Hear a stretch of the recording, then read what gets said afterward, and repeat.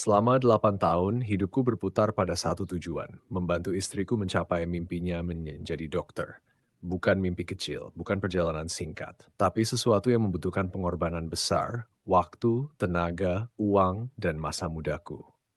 Aku masih ingat jelas, tahun pertama pernikahan kami, dia memegang tanganku dan berkata, aku ingin jadi dokter, tapi aku nggak bisa tanpa kamu.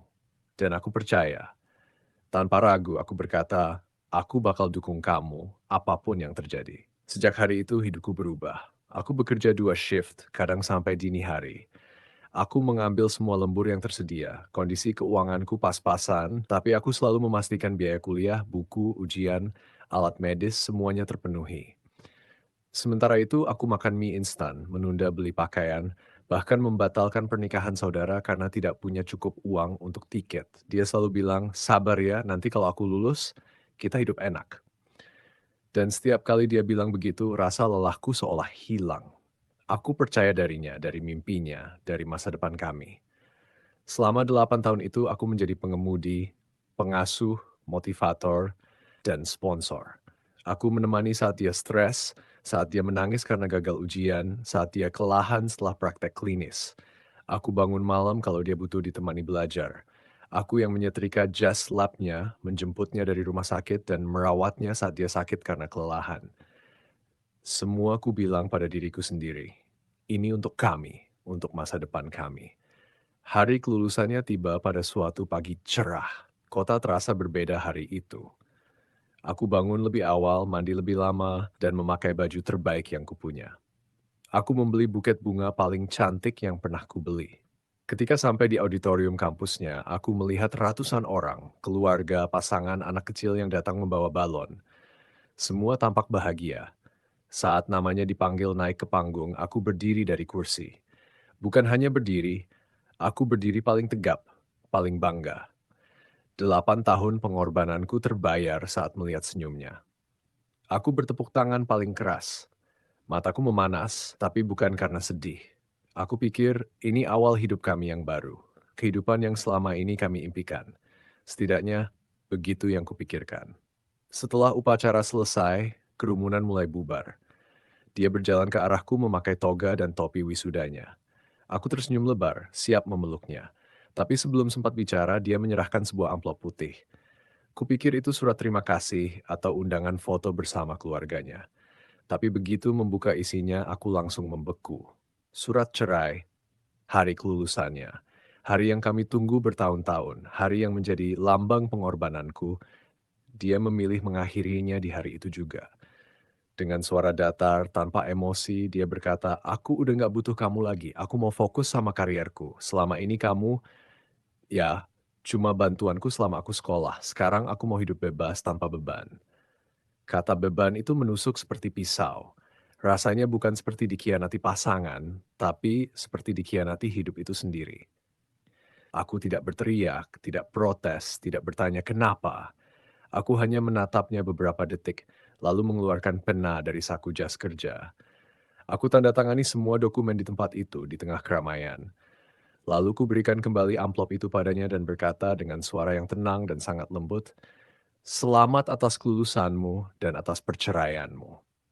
Dia terkejut. Dia menunggu aku marah, menangis, atau berlutut. Tapi aku hanya berjalan pergi, meninggalkan dia di tengah lapangan kampus dengan gaun wisudanya dan dengan hidup barunya yang dia pilih sendiri. 3 hari kemudian, aku menghilang sepenuhnya dari hidupnya. Aku pindahkan semua barang, menutup rekening bersama, memindahkan alamat, menghapus jejak. Satu hal yang tidak dia sadari, semua tagihan rumah, sewa, listrik, internet, dibayar atas namaku, bukan namanya. Ketika dia mencoba membayar tagihan pertama setelah aku pergi, semuanya langsung berhenti. Dia terpaksa pindah dari apartemen. Dia kehilangan akses ke mobil yang dulu kupakai antar jemput dia.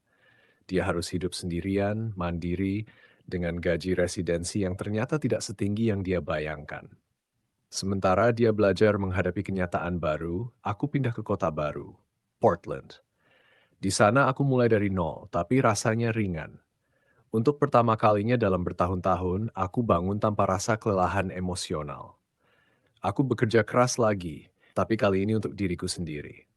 Aku bertemu teman baru, mulai hobi hiking, memotret alam, dan memasak lagi. Beberapa bulan kemudian, aku mendapat promosi. Aku pindah ke apartemen yang lebih baik. Dan aku bertemu seseorang, seorang desainer grafis yang dewasa, mandiri, memiliki pekerjaan sendiri, dan tidak pernah membuatku merasa kecil. Dia tidak membutuhkan penyelamat. Dia hanya ingin partner. Berbulan-bulan berlalu, kemudian bertahun-tahun. Aku hampir lupa seperti apa wajah mantan istriku. Sampai pada suatu pagi, aku menerima email dari kantor lama. Mantan istrimu mencari kamu. Lalu pesan dari adikku, dia nanya kamu pindah kemana. Dan kemudian pesan dari teman lamaku, bro, dia nyari kamu, katanya urgent. Ternyata tanpa aku sadari, dia menghabiskan 3 tahun berusaha menemukan aku.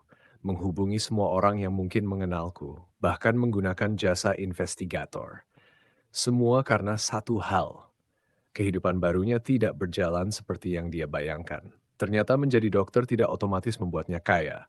Gaji residensi kecil, biaya hidup tinggi, dan tidak ada yang menopang hidupnya seperti dulu aku lakukan. Tanpa sandaran, hidupnya perlahan runtuh. Keuangan, emosi, semuanya. Sampai akhirnya tahun ketiga setelah perceraian, dia berhasil menemukan alamat baruku. Awalnya dia mencoba menelepon dari nomor berbeda-beda. Ku telepon polisi, ku blok semua, ku diamkan semuanya. Sampai satu hari, dia berdiri langsung di depan rumahku. Dia tidak terlihat seperti orang yang dulu kutinggalkan. Matanya merah, wajahnya pucat, pundaknya jatuh. Aku cuma butuh 5 menit, katanya sambil gemetar. Aku berdiri di teras rumah memegang pintu. Silakan bicara. Dia menangis. Dia bilang dia stres waktu itu. Dia bilang dia salah, bahwa dia kehilangan aku, bahwa dia masih mencintaiku, bahwa dia ingin memperbaiki semuanya. Aku mendengarkan. Lalu aku berkata dengan sangat pelan, kamu nggak salah bicara waktu itu. Kamu jujur. Kamu memang melihatku sebagai beban. Sampai akhirnya kamu sadar, aku yang menopang hidupmu. Dia menangis semakin keras. Aku udah berubah, katanya. Aku menggeleng pelan. Ya, kamu berubah, tapi aku juga berubah. Aku bukan lagi pria yang kamu buang di hari kelulusanmu. Dia menatapku putus asa. Aku melanjutkan, kamu kehilangan aku 3 tahun lalu. Yang kamu cari sekarang bukan aku, tapi masa lalu yang kamu bakar dengan tanganmu sendiri. Dia terjatuh berlutut di jalan aspal. Air mata mengalir di pipinya, tapi tidak ada yang bisa kulakukan. Aku memutar badan dan berjalan kembali ke dalam rumah. Untuk pertama kalinya dalam hidupku, aku benar-benar menutup sebuah bab dan memulai hidup baru yang tidak harus kubagi dengan orang yang tidak menghargai pengorbananku. Dan ketika pintu tertutup di belakangku, aku tersenyum.